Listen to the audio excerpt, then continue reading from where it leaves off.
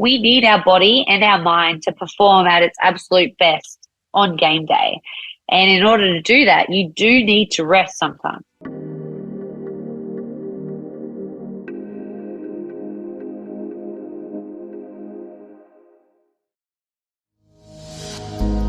G'day everyone, welcome to Finding Space. I'm your host Alex Tyson. Today I've got an awesome guest for you. It's really nice as part of running this podcast to be able to talk to some amazing people and to talk to people at the absolute top of their game. And today's guest is unquestionably at the top of her game, and in fact is at the top of her game across both men and women. She is regarded as the most successful CrossFit athlete of all time, be it men or women.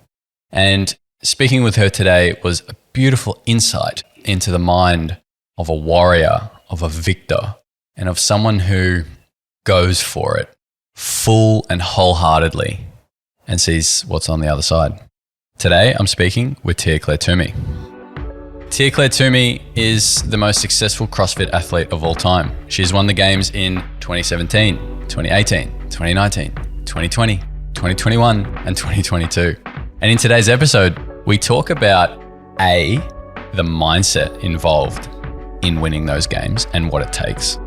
And then the beautiful thing that flowed through this podcast was how Tia will take that mindset and apply it to a new journey in life as she is pregnant with her first baby right now.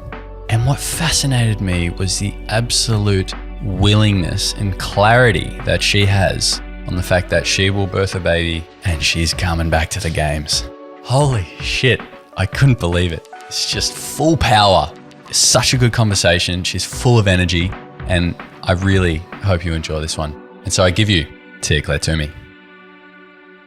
I thought you were planning to kind of be back here once you finished the games last year. Was that the plan? Yeah, so if I learned anything through COVID, which was literally the first year, Shane and I actually planned out the whole year, had scheduled events, everything like that. And then COVID happened and, shit just hit the fan. So we've just been taking it day by day, but we came over to Australia for Christmas and everything like that. And then I have some sponsor commitments throughout this month and the start of March. And so I can fly all the way up until 36 weeks. So having that ability, it will allow me to, come here, get some sponsorship commitments done, and then come back home to Australia. So it's probably not ideal to be traveling while pregnant and all that type of thing. I haven't actually put a whole lot of research into that myself, but within the CrossFit community, there's doctors and stuff like that are over here that I've, been able to go see, and then they communicate with my doctor back home in Australia. Cool. It's really good. And then, obviously set up the gym and everything. Where we set it up is actually on my mum and dad's property.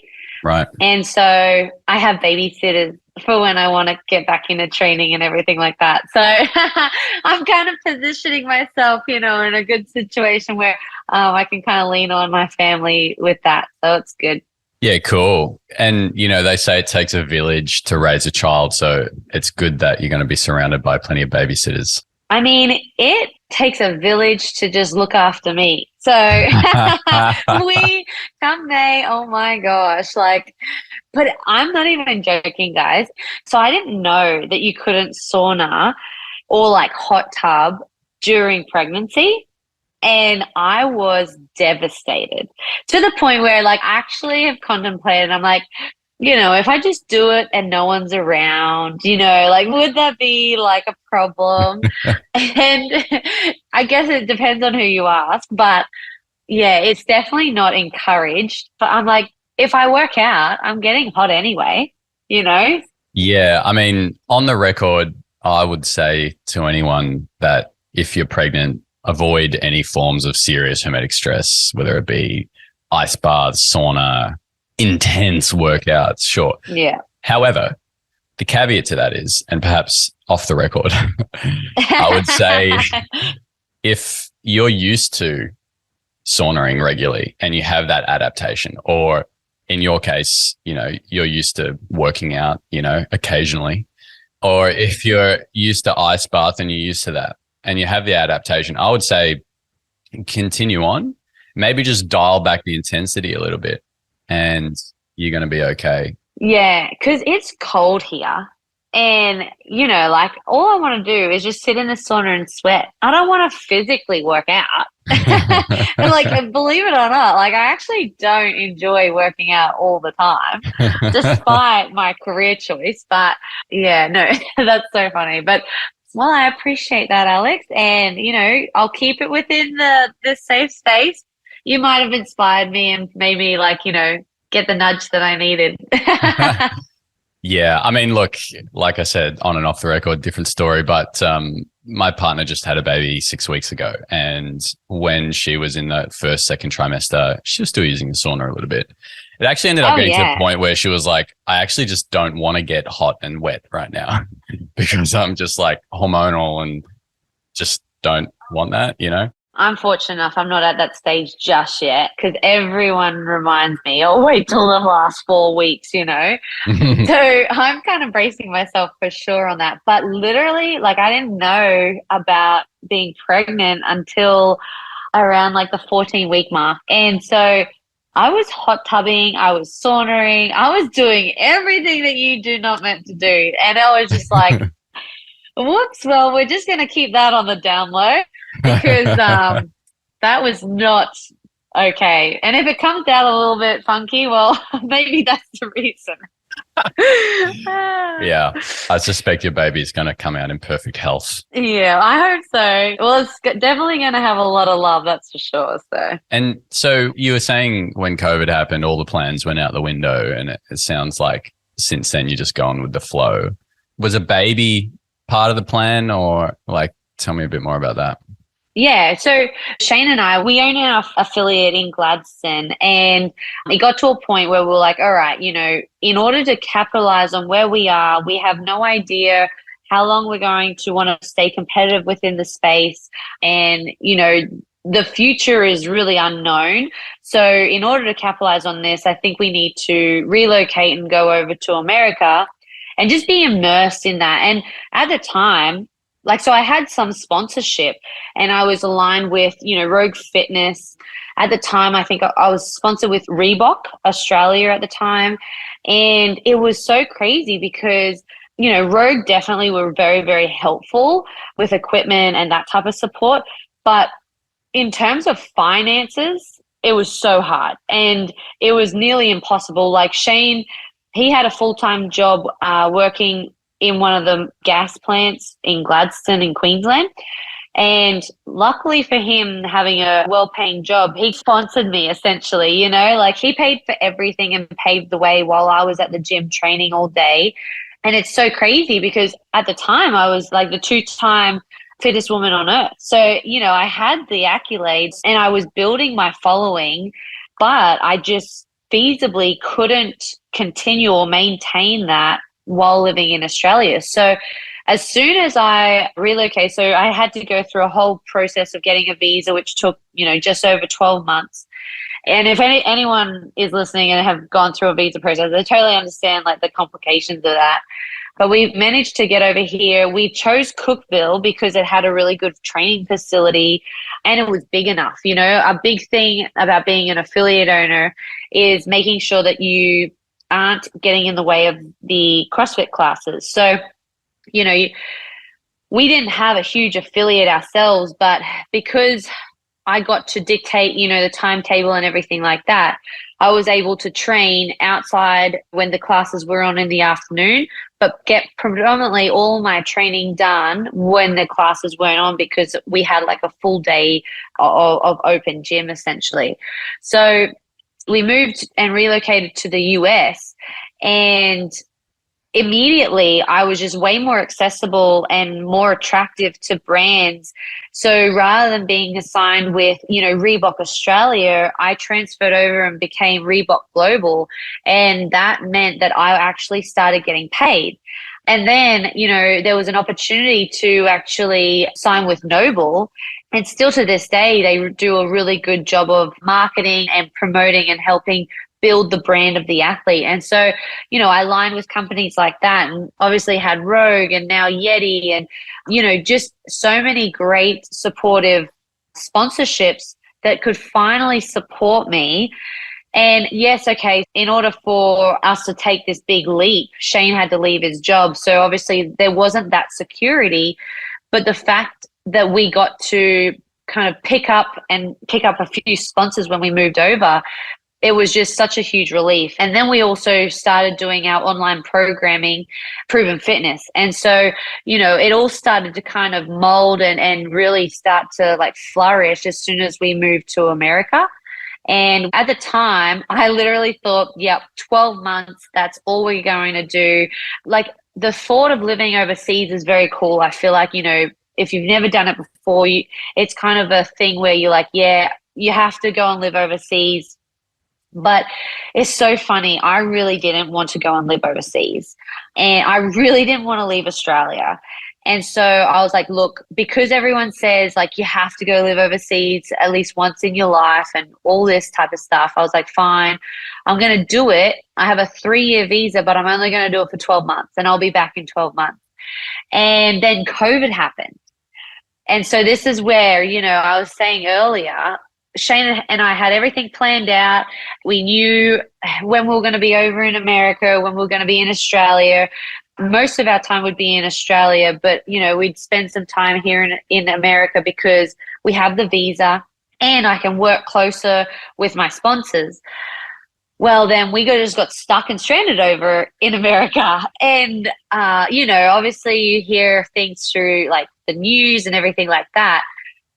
Throughout COVID, a part of me was actually really grateful that we were actually in America versus in Australia because of everything that the, you know, government felt like was necessary to do at the time. And when I think about it, I think, wow, you know, like that could have really hindered a lot of my performance, like my training abilities, being constantly locked up and, you know, doing all that. So here I am in a smaller town in America where I have a little bit more freedom than what I probably would have if had I been in Australia. So we're fast forwarding and 12 months kind of went into 3 years, and we relocated from Cookville to Nashville, and we went off and we did like the whole bobsled thing and everything like that as well.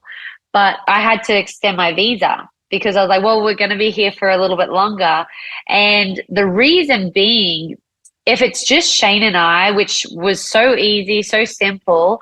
And, you know, when we were in Cookville, we were training with the CrossFit Games champion, Matt Fraser, at the time as well. And it was just the 3 of us, you know, so easy. So when we like did Proven Fitness and we brought on, you know, Brooke and then like a whole bunch of other athletes, well, Shane and I were like, well, we kind of have to be in America to help guide and also, you know, help train and showcase, you know, like the expectation, but also, you know, how we do it. And since then it's kind of thrived, which is fantastic, but it's definitely, you know, deterred me from my goal of getting back to Australia more full time. And now because COVID's like over and we're finally, I feel like everyone's starting to find their roots, you know, coming back into Australia is way easier and all that.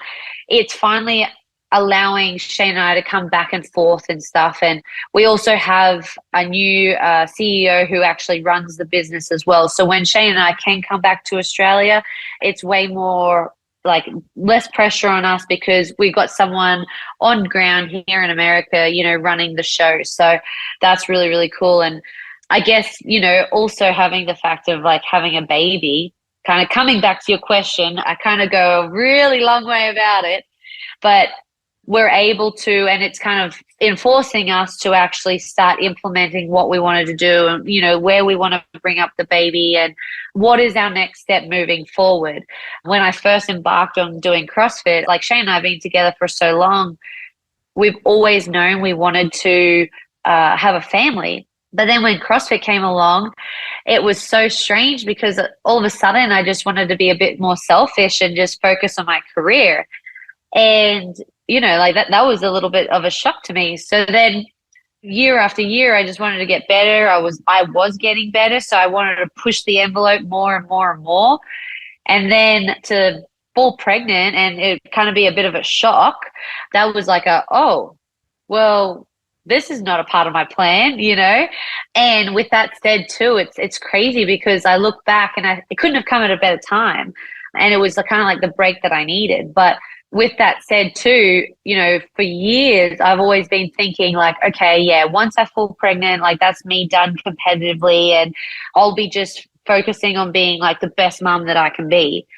But as soon as I fell pregnant and realized, you know, okay, life is going to look a little bit differently, I got this like complete new fire in my belly to just get back out on the competition floor. And honestly, like I was so shocked, like shocked than anyone else around, because I was so adamant that I would be done. And now, you know, I guess it kind of comes back to like what my why was when I very first started. And it was, you know, to tell stories to my future children. Well, I'm finally going to be able to live that reality. And it's like, well, why stop now? You know, why not show some young eyes what the human body can do and how much you can push yourself? Okay. So you fall pregnant, bit of a shock. How do you then, you know, and you find that you're more motivated to compete than ever before, it sounds, which is amazing.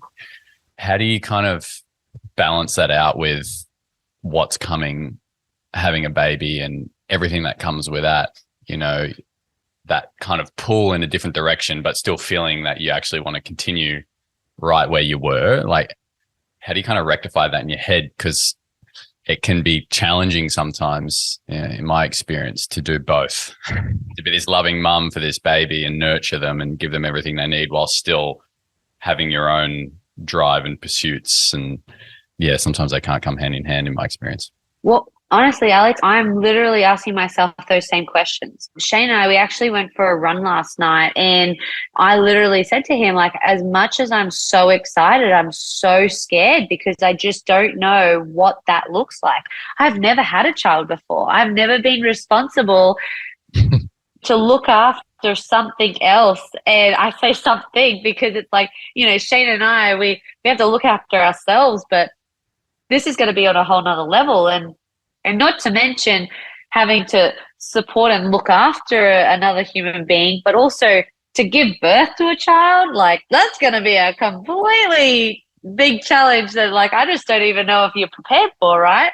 So that classic saying of fake it till you make it, you know, I feel like it's going to be one of those things that I literally have to take day by day. And it's crazy because we're at the start of the season for the 2023 season, right? And normally I would be like preparing myself for the open and kind of getting a little bit more fitter.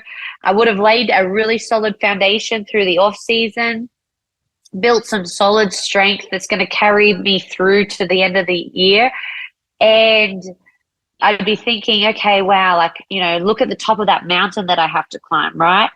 And then I have to bring it back down. And I'm like, no. Like, don't think about the mountain. Don't think about, you know, 6 months down the track. That's not going to help me. I think about the now. Think about being present and, you know, one foot in front of the other, you know, one piece, like breaking it down day by day. What have I got going on for me today? And then not just looking at the day, because even that can get overwhelming, you know, thinking about where you are right here, right now, really focusing on, you know, that particular piece. And so, you know, when I broke down my training in any other season and try not to get overwhelmed with that, I feel like this is a very similar situation, right? It's just a different life experience. So if I think about my training and, you know, I have 8 pieces to get through in one day, you know, and I'm just focusing on number 1, right? The warm up. Okay. So let's just start there. So the same thing's going to have to apply. And, you know, like I have no idea. Is there like a ritual, like a particular like feeding schedule that I have to attend to? Like how often am I going to have to change the nappy? You know, like there's so many things that I have no idea about, but everyone's different. And I think as much as like I'm getting like a bunch of different recommendations and, you know, a lot of people giving me advice and stuff, and I love it, but I have to take it on with a grain of salt because it could be so different for me. I think I've had a very fortunate pregnancy so far, but I've heard so many other women not go through the same kind of experience as me. And a part of me feels a little guilty that I'm having such a great experience, but I think it just comes down to that individual, right? And the same thing's going to apply. Like, I may have a very challenging birth compared to some. I don't know what that future holds, but I cannot, sit there and dwell on what the future is going to hold when, I need to just focus on how I can be healthy today and focus on that. And so breaking it down, trying not to get overwhelmed and, simplifying it is definitely something that I have been trying to remind myself. I don't really have like a definite answer of like, oh, Alex, this is exactly what I'm going to do and this is how I'm going to do it. Let's connect, 4 weeks into having a baby, and I will probably, my hair will be a complete mess. And, like, who knows what that looks like. But I think at the end of the day, you got to figure out what your priorities are. And when it comes to balancing that, being a mother and trying to be, a world champion, well, what are going to be my priorities? So for me, obviously being a mother is going to be my number one priority. And so, I've got to consider breastfeeding. I've got to consider being able to stay up and, if the baby wakes up during the night, that I can nurture it and I can be there to support it versus, being selfish and wanting to sleep because I'm tired from training. Right. So there's all those types of things that I'm going to have to consider. But because I know that that's my number one priority, I'm going to be okay with that and I'm going to be content with that. And so once I start to understand, and it may take me 4 to 6 weeks, it may even take me 6 months to try and find a routine or somewhat of that. But in my free time, I'm also going to try and, train and kind of get back on the horse. And, I've kind of set a bit of a goal for myself to get back out on that competition floor. Now, I don't know when that will happen because I need to be physically ready. I need to be mentally ready. And it may take me 5 months, but it also may take me, 2 years to get back to where I need to be. And I've got to be patient, but I've also got to realize that. And I think I'm coming to terms with understanding, okay, like realigning my priorities is going to be number one key. And then once I'm doing that, I then line myself up. So like I was saying earlier, going back home and training at my parents' house where I've got a really great facility and I also have babysitters, where I can lean on that support. It's so crazy because, Shane and I have no idea what we're getting ourselves into. But it's so funny because, we've been talking about how like, okay, when I start getting back into the like moving and everything like that, and we feel comfortable about getting back out into like public and everything, I want to like get back into the gym and, I'm not going to be able to hold the baby the whole time I'm at the gym. So, obviously we have like our pram and everything, but Shane's got like, he's already bought this like, a carrier, yeah. So that he can coach all the athletes and myself and I can, like get on going. And it's just so funny because I laugh because I think, oh man, like I'm sure there's people out there listening to this and thinking, oh, yes, Tia, of course it's going to be that easy, And it's just like, I reckon we're going to get a rude shock when, the baby's crying and it's like, okay, we can't do this at all. I don't know, Tia. I mean, let's assess the facts here. You are the most successful CrossFit athlete, male, female, ever, right? That's fairly clear. Okay. And you don't get there by just, yeah. luck, really. You get there by hard work. And I think what I was just hearing was this brilliant mindset you have to be able to break it down step by step, minute by minute, if that's what it takes, right? Forget about the day. Like, what am I doing in the next minute? Let's just focus on that. And I think that mindset is brilliant in that it sets you up to handle whatever comes your way. And in the past, that was trying to be the fittest in the world and being successful. And soon it will be figuring out how to keep a baby alive, right? And I think also what comes with that is if you visualize what you just said with the baby and the carrier and doing that, now that might not happen all the time. However, like that mindset there lends itself to that probably happening in some way, shape or form, and probably even in an even more beautiful way. Yeah, well, I think you have to have a goal. Like you have to have a why, like why are you guys doing what you're doing right now? Is it because you love it? Is it a passion?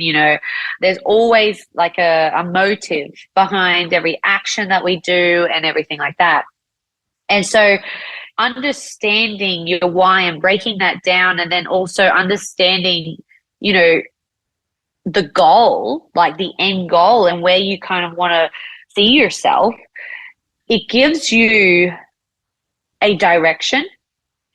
I was reading something the other day, and like some women and men, they've gone through such a hard time after giving birth that they found it really hard to get back on the horse and try and, find themselves again, because they've cooped themselves up for so long after having the baby because of recovery and everything like that.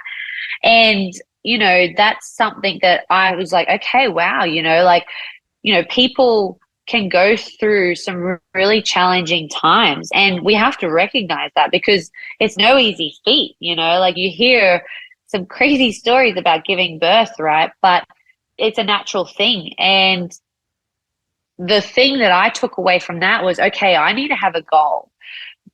Is it competing at the 2023 Rogue Invitational at the end of the year? Who knows? I don't know. That's very ambitious. And I'm not afraid, because of my history and because of what I've been able to so far accomplish in my life. I definitely don't feel daunted by a goal like that, because I really think that, hey, if it's something that you want to do and you want to go out and achieve and you apply yourself, you will be able to achieve that. So that's not my concern. And I have that confidence and I have that experience under my belt with that. But I definitely identified the importance of having a goal and having something to aim for. So as soon as I have the baby, as long as everything's healthy, not rushing to come back. Like I'm not impatient to get back out on the competition floor, because the way I see it is, my body is about to go through something very grueling, and it's never done that before. So I'm going to have the necessary time to recover. And when I think about, my career as an athlete, the way Shane and I broke it down and actually, tried to maintain a long-term career was, I have an off season. I also have a pre-season, and then I have a season, and then I have like a complete rest. And, I fully just shut off, go on a holiday or whatever it might be. And then I get back into my off season slowly. And so in order to be able to maintain a long career over an annual event like the CrossFit Games that happen every single year, it's not like the Olympics, which happens every 4 years, or, alternating between Commonwealth Games and the Olympics and having the ability to have 6 months off. So that was something that I was like, okay, I think like I need to actually take what I've learned from this part of my life and try and see, what kind of creation I can kind of come up with and think about that's going to get me to a healthy state and set me up for success, 6-12 months down the track. So I think, the doctors tend to say, you recover for like 4 to 6 weeks after, and then you slowly can start moving and getting outside and everything like that. And that's really great information to know.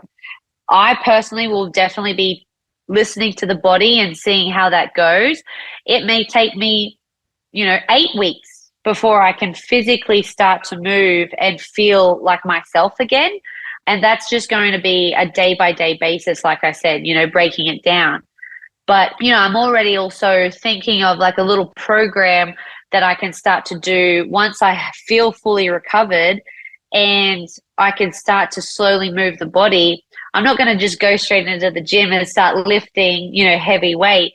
Like it's going to be about building the smaller muscles and then starting from zero again.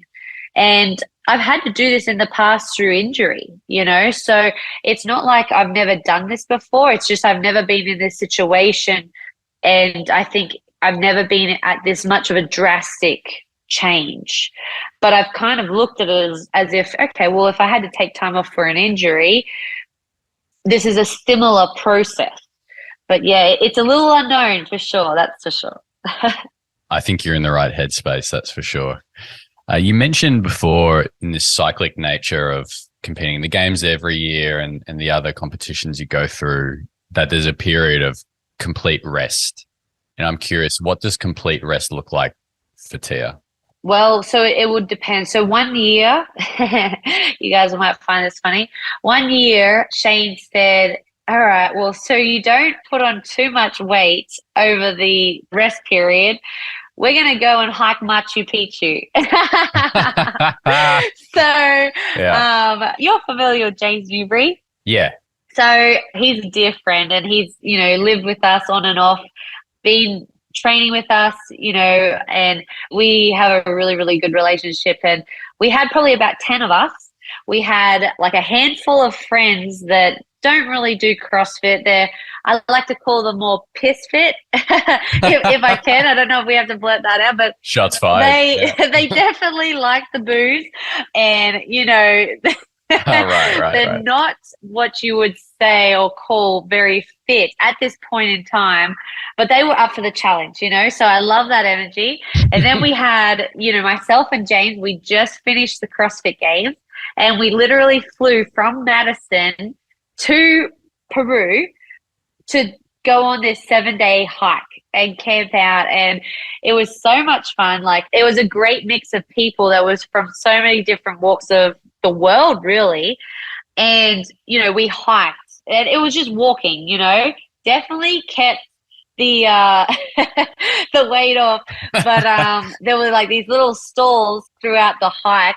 I was able to snag some Snickers every so often. But yeah, we have gone to that extreme and done that. But typically we would try and do a getaway. Like the year that COVID happened, we had planned to sail along the Amalfi Coast in Italy and just, go on a holiday, like actually go out and see the world and kind of, get out of the gym and get outside and just really embrace that. And then for like the rest of the month, say we do that for a week or two and we come back for the rest of the month, I would, hang out at the house and sit in front of the TV and watch TV shows. I would just absolutely chill out and do nothing. And I wouldn't even go near the gym. Right. No gym, no workouts, nothing. Just no workouts, nothing. I probably would sauna. I wouldn't ice bath because for me, ice bathing is a purely for performance base. And for me, I really enjoy saunaing because it's relaxing for me. But rather than sitting in there for like 15, 20 minutes, I'd sit in there for 10, 15 minutes. And, I get like a light sweat on and then I feel cleansed. But I would go to the beach maybe, the reason I say maybe is because in Tennessee, it's like an 8 to 12 hour drive. So instead of going to the beach, I would actually go, to the lake or something. But in Australia, we would take our dogs to the beach. We would just really chill out and, I'd have to probably do a bit of computer work, like emails, like book work, kind of attend to the business side of things. But yeah, like not a whole lot of physical activity. Yeah, that's really cool. So often like you hear people talking about rest and whatever, but there's also that mentality of like kind of keep going. And so it's really refreshing to be like, no, actually there is no working out for a period of time. Each to their own. Like if I take my training partner, Brooke Wells, she physically doesn't feel good if she doesn't work out, throughout the week. So it's funny because there was a bit of tug of war between my beliefs and the way I wanted things to be, and then also the way she does things. So she would traditionally have like a day off, maybe like 2-3 days off, and then she'd get back into the gym. And I was like, what are you doing? How is that maintainable? And then she's like, well, what do you mean? I said, well, are you going into the gym and are you like training? And she's like, yeah. And I said, but why? Like, how is that going to help you recover and get to where you need to be for next season? And she's like, oh, well, I guess I never really thought of that. And I said, it's okay if, working out and actually exercising is good. My definition of exercise versus training is very, very different. Right now, I am very much exercising. Like, there is no such thing as training in my, realm of world right now. But, when we're training and we're in season and we're going into the gym purposely for the end goal, that's training. So I said to her, well, like, are you going in and are you training or are you exercising? And she's like, I'm training. And I said, but what are you training for? Like, the CrossFit Games were last week. Like, you have an injury on your knee and you're not actually getting the right recovery that you need to. You should be working on your knee and getting that right recovery, then actually going out and trying to sweat and work on your fitness. And she's like, wow, I've never really thought of that. And, that's okay. Like, I don't blame her, because honestly, the beauty about CrossFit is it's a lifestyle, and anyone and everyone can do CrossFit. And I think that that's the thing. We all started out just loving CrossFit and exercising and just feeling good and, really working for that health that we're trying to chase, right? But then as you become a bit more of a CrossFit athlete and you start to really dial in your training and you're, dedicating your whole ounce of being to the CrossFit Games and your performance, then you forget, but it's naturally ingrained in you to just constantly keep working out day after day after day. But if you have a look at some of the veterans of the sport, they definitely have like a mentality of training every single day, because that is who they are. That is what they want to do. And, that is why they did CrossFit in the first place. And I'm not knocking that. Like, that's fine. But also have a look at all their injuries and everything that they have, and it's over a number of years, So in my eyes, it's because they haven't done the necessary rest or the necessary recovery to allow their bodies to fully shut off, because they're going to put their absolute best foot forward because they're an athlete and they train like an athlete every day, and that's all they know, and that it's just a natural instinct versus just going in there and just like moving the body. So because I have like broken it down and I've been like, okay, if during that month off that I have after the games, if I physically want to go off and do something physical, that's okay. And I might. I haven't yet, but yeah, I might. But I'm going to go in there and there's not going to be any purpose behind it. I'm not going to push myself to the depths of the end of the earth. I'm just going to go in there and I'm just going to, raise the heart rate up a little bit, and I'm just going to enjoy actually working out. And so now what we did is, when I was talking with Brooke about it all, she's like, oh my God, like, I really did not look at it like that. And so what we've done is, she doesn't work like I do, which is good because not everyone's the same, but she will, for 2 weeks, have 2 weeks completely off, and she loves it. Like, that 2 weeks has allowed her to have that mental break, that physical break, and, really set herself up for a really nice off season. But she still doesn't go into the gym and go straight into training after 2 weeks. She actually just goes in and just flushes the body. And if she wants to do a 20K bike ride, well, she'll do a 20K bike ride, but like at 60% of her true capacity, or she might want to do some back squats, but again, the percentages are much, much smaller. So, the difference between her and I is she likes to actually go into the gym and do that. For me, I don't like to do that. which is really funny because I'm actually slightly changing. Today, I actually went into the gym and it was like a 5-round workout, and I was actually doing it with one of the proven athletes, and they were doing a run and barbell snatches. So I changed it up because I don't really like running at the moment, but I did a bike ride and dumbbell snatches because I don't also like to touch the barbell at the moment, especially when it comes to snatch. So, I'm doing like the same kind of workout, but she only had to do like 5 rounds. Well, I got to 5 rounds. I was like, you know what? I want to do another round. So I did another round. But my percentage of effort and output was significantly lower than what hers was. And it's because I just wanted to, You would never see me wanting to do that in actual training and prepping for the games. So, it's just a really interesting concept. And, it's so important to treat our profession as a profession and, get the necessary recovery, take the necessary rest that you need to allow the body to perform, because we need our body and our mind to perform at its absolute best on game day.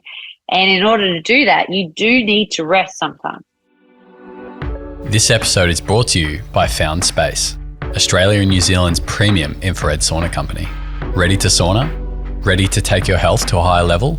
Make your home a place of wellness with Found Space. Visit foundspace.com.au or foundspace.co.nz to learn more. So you've kind of touched on the difference, or certainly we talked about rest and a bit of the difference between exercising and training, as you put it. So then what's the step between training and competing? Because you seem to have this ability during competition to just go to this level, which I'm out for blood. Can't. Yeah, I know. And just say it. Just say it how it is. Yeah. Right. Totally.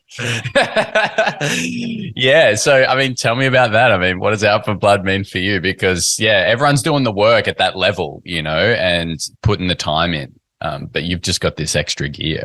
Yeah, there's definitely a difference between competing and being a competitor versus training. I've been fortunate enough to now train with a bunch of different athletes, and it's really interesting. They might beat me in a workout at training. Don't get me wrong, it fires me up, but I don't lose sleep over it, because you transfer that over into competition and it's such a different environment. You're out of your comfort zone. Your nerves and your emotions are heightened. The external pressures that you don't have in training, you have in competition. There are so many factors to consider that are so different, and it's just some people aren't able to embrace or execute what they needed to execute in competition. And it's crazy because you do this every single day, but it's just not that simple. You know what I mean? And, it just takes a lot of experience. It takes a lot of confidence. It takes a lot of pure grit to kind of overcome those challenges. And it's just going to take a lot longer for some compared to others. Now, I've always been competitive. I feel like everyone to an extent is competitive, and no matter what they do in their profession, right? But there's just something about the competition floor that makes me just kick into a whole nother gear. And it's crazy because I can, but I can train alongside a direct competitor, and they, might beat me in training, but I know that there is no chance that they're going to come anywhere close to me in competition. And, some might look at that as being cocky. Some might look at that as being, like very confident, like however you want to put it. But I just know that that's just the person I am. I compete better than what I train. And over the years, like I identified that pretty early on, but over the years, I've actually tried to change that a little bit and ensure that my training stepped up and I was training the way I compete so that I can be that much better at competing. And so identifying that and understanding that and practicing and fine-tuning that has been a very long road, because it's something that Shane and I have tried to finesse every single year. Like, I don't know why people do what they do, right? But what happens is when you're competing and you're on a competition floor, because of all these external things going on, you tense up. And so when someone tenses up, they're going to not be able to function mentally, right? Their conscious mind is just in overdrive, and they're constantly just overthinking the simple task ahead of them. And it's somewhat like we were talking earlier, simplifying things, not feeling overwhelmed and just breaking it down. At the end of the day, the reality is what you've got to do in competition, you've done in training, because, you trained for this competition in a marathon, in a swimming event, in surf lifesaving, whatever it might be. But we overcomplicate it and we tense up, and then we don't allow our natural instincts to take over. And so I like to think of my conscious mind and my subconscious mind. So I'm very conscious when I'm training. Everything that I do is for a purpose, and there has to be a reason, and I have to understand why I'm doing what I'm doing. So Shane's very thorough in explaining to me, hey, we're going to do this because of this. And I'm focusing on that. I'm finessing that movement. But when it comes to competition, I don't think. I allow my subconscious to take control. I trust in the process. I trust that Shane has done absolutely everything, or maybe do everything that I've needed to do in order to be ready for that time. And I just let my body do the thing. And then that's when you find your flow. And finding your flow and understanding what that means and what that is, you're literally on a whole nother, like, your mind might as well be on the other side of the world, because your body, it knows exactly what it needs to do. Like, the muscle memory, like what your body is capable of doing is unbelievable. And at the end of the day, we just hold ourselves back with our minds. So if you can get into that flow and allow your subconscious to take control, then you're actually doing things effortlessly in competition, and you're able to actually embrace it and reach your full potential, versus actually tightening up and, like, being really stressed out about something that's, either out of your control, or you're too in control that you're making mistakes. What process do you go through to get into that zone as you're stepping out onto the floor? So over the years of, like, experience, going through hardship, like, it's actually really crazy the more I think about it, because my dad, he would coach me in my running when I was in primary school and secondary school. And so he would always say, Tia, like, you've got to feed your mind, like, and, at the time I'm like, feed it? I've just had breakfast, and it's so funny because, like, I just didn't understand what he meant. Like, they're just words, but they kind of, not that they fell on deaf ears when I was young. It's just I was so young, I didn't understand the importance of it, right? And it's only now that I've, more mature, I've had the experience that I have had, and I'm like, oh my gosh, if only I listened to Dad when I was, 9 years old, I could have fast-tracked my whole career. But it's so funny because you do have to feed your mind, and you do have to trust in what you're doing in training. But basically, through that experience that you've had, if you look at my career, I came second, and then I came second again. Now, those 2 seconds are very, very different feelings and emotions that I felt. One year, I was like, whoa, what just happened? Like, that was not what I'd planned. And the second year was pure disappointment, So I was on top of the world at one point, and then, I couldn't be any more disappointed with my performance at another. And it was the same result. So in that period, what did I learn from that? Well, I learned that, okay, wow, like, I'm obviously missing something. And all the way up until that point, I just thought you just relied on your physical ability. Everyone always says you got to train hard, you got to work hard. And I'm like, okay, I'm freaking doing this. I'm not taking shortcuts. I'm not making excuses. I've worked so damn hard. Clearly I need to get better, but how? And that was a realization of, like, oh, going back to what my dad said, I actually have to feed the mind. I actually have to start applying my mental capacity and what I'm mentally capable of doing. And it was through those experiences when I started to try and, read books, listen to podcasts, ask questions. Asking questions is so important in life, and just being open-minded to learning. That was something that for me allowed me to really embrace this next chapter of mine where I was going to get an extra edge. I was still able to maintain my physical abilities and still keep evolving as an athlete, but mentally I was growing.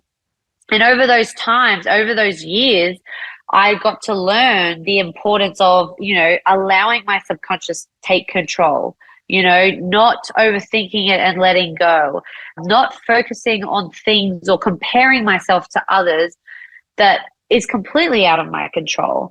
And, after applying all these different things that I'm learning about and I'm trying to understand more about, that is what allows me to get into my flow and trusting in my team, trusting in, what Shane is programming for me.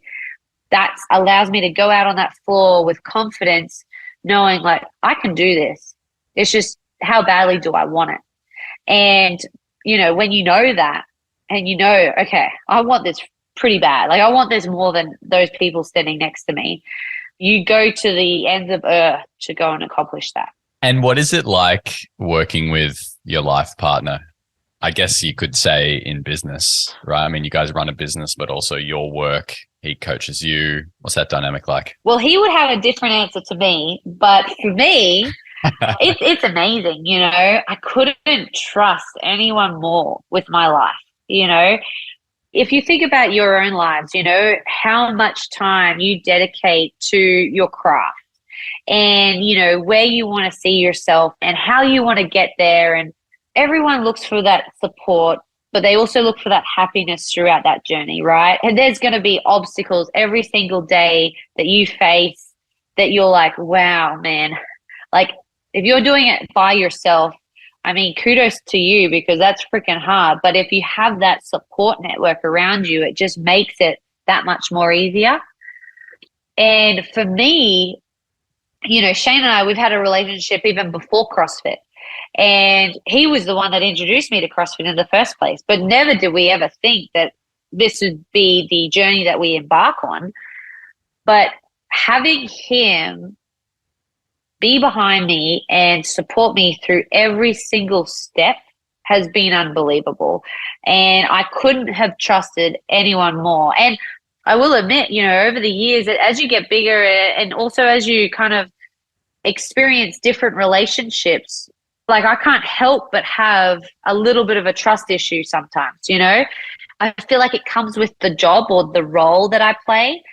And so, you never know what someone's true agenda is until it's too late sometimes. But for Shane, I know he is 100% committed to me because he's, my soulmate. He's the love of my life. And we're married and we have like this bond that is unbreakable, right? I'm so lucky to be able to have something like that and have someone that's able to help me along my journey. But it's really interesting you finding that balancing act of like when you go to the gym, okay, you're a coach athlete role, right? We definitely don't do a lot of PA. So yeah, it's so funny because I don't think anyone has ever seen us, give a bit of a peck on the cheek or anything like that. And if they ever did, they'd be like just shocked. But when you come home, you have to take that coach athlete hat off and, have a husband-wife hat on. And it's so hard to make sure because sometimes I come home and I'm sure everyone kind of goes through this sometimes. You come home and you bring your work home because you're like, far out, like, I wanted to do this and I didn't get this done. And, so-and-so kind of frustrated me at work today because they're getting jealous or whatever it may be. You do naturally bring it home anyway. But for me, I'm like, oh, Shane, like, I only got a 5-pound PB today and like, I'm just not satisfied with that. And then he has to be that reassuring person of like, hey, Tia, we have to take the wins when we get them, like, don't be too greedy. but also understand that this is a process and you really do have to be happy and proud of your efforts. Otherwise, you're just going to constantly keep beating yourself down and you're going to get nowhere. So, we're having these conversations at home when we should be, oh, honey, how's your day? Blah, blah, blah, blah. But the reality is that just doesn't happen. But we've definitely been able to allow our relationship to mold and also, adapt to the environment that we are in. So, those 4 weeks after the CrossFit Games, oh my gosh, there is no such thing as coach and athlete relationship. It is all husband and wife. And, we are so happy and able to just relax and just do whatever we want to do. But throughout the season and the off season, we are so aligned with our priorities and what we want to do. We have the same goal. So I want to be the most dominant CrossFit athlete of all time. Well, he also wants to be the most decorated and best coach of all time, if you will. The goals and everything are aligned and, it kind of works out for both of us. And, it comes down to communication and understanding what each of us want to achieve out of this. And yeah, it's worked out really well. Honestly, I highly encourage everyone to try and do it, because it just makes life easy. There's some of the boys, and I say this because the girls that we train with, they're just living that single life. So it's not that it's easy, but they don't have to go home and put on a energy or anything to see their plus one. But some of the guys, they're married and they've just been at training all day long, and then they go home and their wife just wants to, have a conversation with them, and, they want to go out to the movies or they want to do something, and they're just beating their body down all day long. That's the last thing that they want to do. And it's crazy because it's well, I'm fortunate enough. Shane and I are together all the time, every single day. When we're tired together. So yeah, when we're home, we just want to sleep and we can just sleep all together. So we actually have it pretty easy in a way. Definitely has its challenges, but we're also very fortunate for what we experience. Amazing. Yeah, it sounds like a real unity that you guys have. It's going to be interesting when that baby comes. That's for sure. It's just going to be a pot of 3 instead of a pot of 2, Yeah. Cool. Okay. I want to just shift gears for the last part here. We put out that we were talking with you and we had a few people write in with some questions. I'm going to ask you one of those. This is from Burn Paddy. The question is how to refuel/recover for 2 sessions in a day, type of warm-up, cool down, that sort of thing. Okay. So it does depend on what you're doing, but let's just say for the sake of things, I make sure that I have, a lot of nutrition. So you need to make sure that you're constantly eating enough, right? Now, I will have breakfast, and I like to have breakfast about 90 minutes to an hour before my first training piece. What that allows for me is I digest the food because I'm having wholesome food. I'm not just having a protein shake or, an easy breakdown gel or anything like that. I have a wholesome plate of food, and it gives me, about 60 minutes to break that down before I actually ramp up. And then my energy levels are actually stored and ready to go for when I do my very first piece. Now, that piece may consist of our track workout, single modality stuff. So rowing, biking, whatever it may be, swimming even. And that typically would last an hour to 90 minutes too. So you got to consider what are you going to have during that session too. What I'm saying here is I'm saying stuff that's worked for me in the past.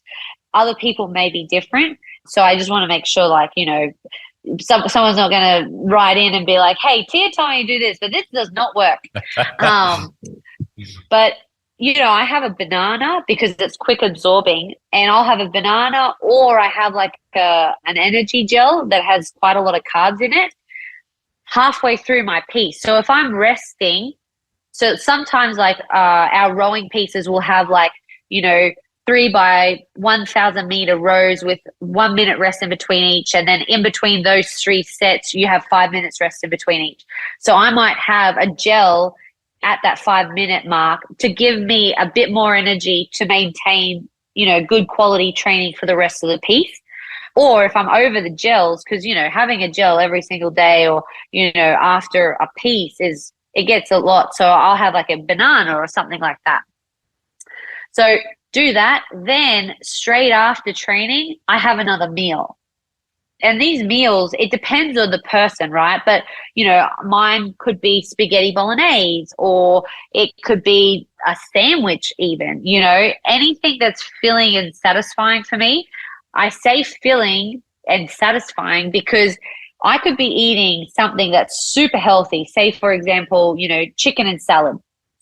But to me, that's not satisfying to me, and I'm going to eat that, and I'm still going to be hungry afterwards. So I might have to have like a muesli bar afterwards because that's what's going to be satisfying. But I tend to also be drawn to is a lot of like carbohydrates. I have actually quite high fats in my breakfast from my eggs, my turkey bacon or my bacon, my avocado, and that can help throughout the day because fats are so, long lasting. But throughout, my training, I'm trying to absorb as many carbohydrates as I can because it's quicker to absorb. So once I do that, I probably will have a break, right? So I prefer to break and have like even a sleep, like a 10 to 20 minutes sleep between my session, right? The reality of this every single day is not the case. But, like that's ideal, because sleep is key. Sleep is such a big part in health and fitness. I can't stress that enough.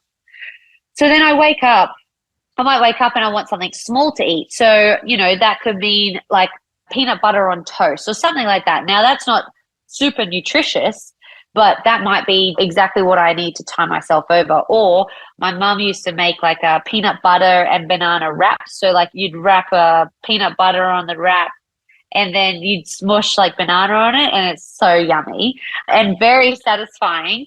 But, like that's something that I've kind of gone to, if I'm feeling hungry, but I don't want to have a really big meal. And then so again, want to reiterate, not the most nutritious thing ever, but definitely love that. And then I go into my next piece, right? So then when I go into my next piece, I don't know how long that might be, but like I'll actually take like a lunchbox to training. And typically for me, my second piece is a little bit longer. So, I might be lifting and I might get 4 pieces done before I feel hungry again. But you always want to know like before you get hungry, because you don't want to get to a point where you're actually hungry because you're kind of already defeated the purpose. You want to stay on top of that. Yeah. And having like, an apple, having a banana, having, healthy snacks in your lunchbox. I'm looking at my pantry thinking, what do we have in there? And that's what's going to like constantly get me through that next training piece. Now, like throughout the day, and I should have started with this, hydration is key. Everything's key, right? Sleep, hydration, everything. But you wake up, and I like to have a coffee with reading my book in the morning. But what I want to do is I want to actually have like at least 1 glass of water before I actually have anything. And at one point, James and we were actually doing like apple cider vinegar to start the day off, before anything. At the moment, I don't feel well doing that for some reason. So I don't know if that's just the baby talking or what, but I've had to put that on the back burner. But, I start with some water, and then throughout the day, I'm actually having element salts. So they're actually in Australia, but there's a company that Shane actually came across called Element, which is LMNT, and it's just pure salts. It has, magnesium, potassium, all that good stuff, and it really helps with holding your hydration. Because I'm constantly sweating all the time, if I'm just simply having water, well, it's flushing all my minerals and everything out, and I'm actually probably going to the toilet too much throughout training. And what I want to do is I want to hold that, and I want to have that retention of all that water that I'm having so that my body and my muscles are staying hydrated throughout the whole day. So, you're hydrating yourself throughout the whole day, and, you get through your second training piece, you're not feeling as depleted. So then after training, I go and jump into the sauna. Now, this changes every so often, and I go off my feel, because sometimes, say we're in winter now here in America, and the last thing I want to do is jump in an ice bath. So saunaing a minimum of 3 times a week for about 20 minutes. Now, depending on the temperature in Australia, I would have put it at like 60, and by that 20 minutes, I'm like, all right, I'm ready to get out by that time. Here in America, they don't have your saunas over here, so they're not as good. But like we have like this barrel sauna that's got like stones in it, and it gets up to, I'm talking Fahrenheit now, it gets up to like 200, right? So it's pretty hot. Like we'll sit in there and probably, yeah, it'll be about 20 minutes. For some reason, their saunas take a very long time to get warm, and also they just don't get as hot, which is really, really interesting. I don't know if it's like the wattage or whatever it is, but yeah, they don't know how to do it over here. But we'll be in the States soon enough. Yeah. Yeah. I definitely, that would be awesome. But yeah, so I go in and I sauna. Now, sometimes in summer, I'll contrast and I'll go from an ice bath to a sauna. And we've played around with this because there's so many studies out there that say, okay, you could do 3 minutes in the sauna, 3 minutes in the ice bath, 2 minutes in the sauna, 2 minutes in the ice bath, 1 minute, 1 minute. Some that we've played around with have been, you sit in the sauna until you start to feel like pretty hot. So, around that 15-minute mark, and then you jump in this ice bath for like 3 minutes. And, we could be here all night talking about all the types of studies that are out there, but I've just, kind of gone off feel and actually what's like I've felt like has really helped with my recovery. And the reason I'm a big believer in saunaing is because throughout COVID, now I just naturally did it because, everyone says you should sauna and it's really healthy for you. But like I'm an absolute advocate for saunaing because in 2020, that season was a very long drawn out season, right? And I have never had so many little niggles that have, hindered my training, have really frustrated me. And like talking with Shane, I was like, I have no idea what's going on this year. I don't know if it's because of COVID. Like, I'm not sure what's going on, but I just don't feel like I'm recovering as good. And I didn't have like a sauna at home or anything like that. And Shane said, well, what are we not doing that you've been doing in the past? And we sat on it for a day or two, and he said saunaing, because all the saunas that we would normally sit in, when I'd go swimming, I'd go and sit in the sauna, but it was shut down because of COVID. And I'm not even joking. I literally, that next day, I jumped in a sauna. I saunaed for probably 4 days straight, and I was a completely different person. And it was so crazy. Sometimes I try not to be like, oh, yeah, like that's such a sales pitch or whatever. And I just try and listen to my own body and everything. But I am not even joking. I have now like urged everyone that is trying to, get more movement in their body. If they're aspiring to, get healthier, anything like that, mental clarity even, saunaing is so important. And throughout winter, I don't need to ice bath because if I have my sauna, then I'm sweet and I can just keep going and, make sure that I'm recovering. And it's great, especially if I don't have, a pool to go and swim in and, use the pool for low impact or anything like that. It's just I sit in there, I get the blood flow going, all the benefits are just really good. And I personally, like James used to challenge me and was like, hey, we can't take our water bottle in or anything. And I said, no, James, I'm not doing that anymore. I like to sit in there with my water and yeah, I'll have like a whole bottle of water just to make sure that I'm not like depleting myself any further. But they're the essentials that I would utilize that help me back up my training, but also allow me to recover and feel good throughout it. And then I personally like to have a minimum of 9 to 10 hours sleep at night, even though the average person is like 7 to 8. Because of what I do and the amount of training that I was doing, if I got anything less than 10 hours, I'd wake up a little bit stiff. But after 10 hours, I was golden and I was ready to go again. Yeah, I mean, 7.5 hours is average, but I think more than that is ideal. Yeah. Oh, yeah. 7 hours is maybe enough for it to not shorten our lifespan, but ultimately we want to be sleeping a little bit longer than that if possible. Yeah. Should be a priority. Yeah, that's right. I say that accepting there's times in life when you can't, which I'm currently experiencing with a 6.5-week-old baby. Yeah. No, that's cool. All right, awesome. So thank you so much for coming on. It's been really, really enjoyable and a pleasure for me to understand your headspace a little bit more. I've certainly taken a few mental notes and I suspect many listeners will be the same. I hope so. I hope I haven't drained them because it's been 90 minutes and they're probably like, all right, just get to the point, Tia. I don't think that's the case. I'm certainly not feeling that. Is there anything you wanted to share with the listeners just to wrap up, Tia? Anything you're working on other than just chilling out and having a baby at the moment? Yeah, chilling. Actually, funny enough, maybe you guys just caught me at a really good time. So I'm writing a book again and I've been going over it every day because we're kind of in those stages of just before we send it off to the editor and stuff. And it's all about mindset, but also the tools that I've applied throughout my career that I feel like have been very significant and have helped me.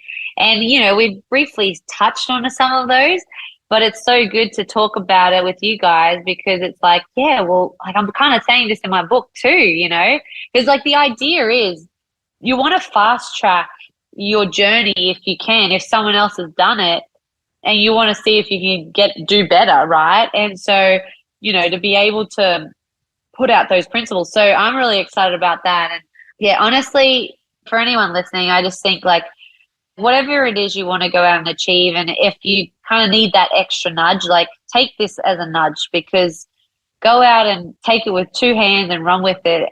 Whether you fail or not, it doesn't matter. At least you tried, because if I never tried, I'd never be living the life that I'm living now. And I'm so lucky. And, I say I'm so lucky, even though it hasn't been easy, but I'm living my dream, and that's what's so cool about it.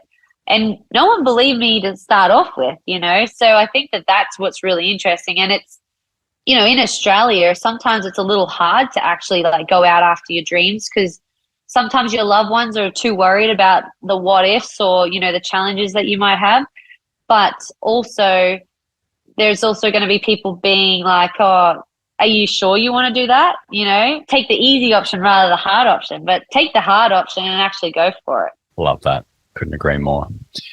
Tia, thank you so much for coming on. It's been an absolute pleasure. Amazing. How good. That's great. Just her, the way that she could compartmentalize everything down just to the exact moment that she's working on is such a treat. I think it bodes well for anything, and specifically what she's about to go through with having a baby, that same mindset. Exactly. She's pushed herself to the limits, and those are the tools that help you do that. How you do one thing is how you do everything, right? Yeah. I'm reading a book at the moment by John DeMartini. Oh, yeah. What book is it? The Breakthrough Experience. Cool. And I've only just started it, but the whole time a line from it was coming into my mind about true wisdom is the instantaneous recognition that a crisis is a blessing. And I was like, that's just how she approaches life. Yeah. And whether it's crisis or chaos or pressure or whatever you want to call it, but taking that and being like, okay, what can I do here? Yeah, and I loved how she just talked about, she got to that point where, hey, I'm doing the work. There's many other people doing the work. I've now got to apply the mind if I'm to get where I want to be and achieve what I want to achieve. Exactly. And that way that she just described, like, flow for her and recognizing the need to be able to get into that space. Mm-hmm. Otherwise, her competition's just going to be like cut down and the quality of what she puts out just won't be there. Huge. Sounds so simple, but yeah, so powerful. And I feel like that's what it all comes down to sometimes, is like we overcomplicate everything. Like we overthink things, we overcomplicate it. And I think like real wisdom lies in actually stripping back the layers and bringing it back to the simplicity. And it's so analogous for life too. Whatever's going on, whether you're on a CrossFit comp floor or whether you're in a high performing kind of mindset for what you do for work or whatever it is, any other sport, like just, I've done the work to get here. I'm just going to let the subconscious do its thing. Yeah, like I know what I'm capable of. Yeah. And my body can do this. My mind's the only thing that's going to stop me. Yeah, let's just turn that off, not get into the conscious mind and just let the subconscious mind do its thing. Yeah. If you're enjoying the podcast, please leave a review and subscribe to stay up to date with the latest episodes.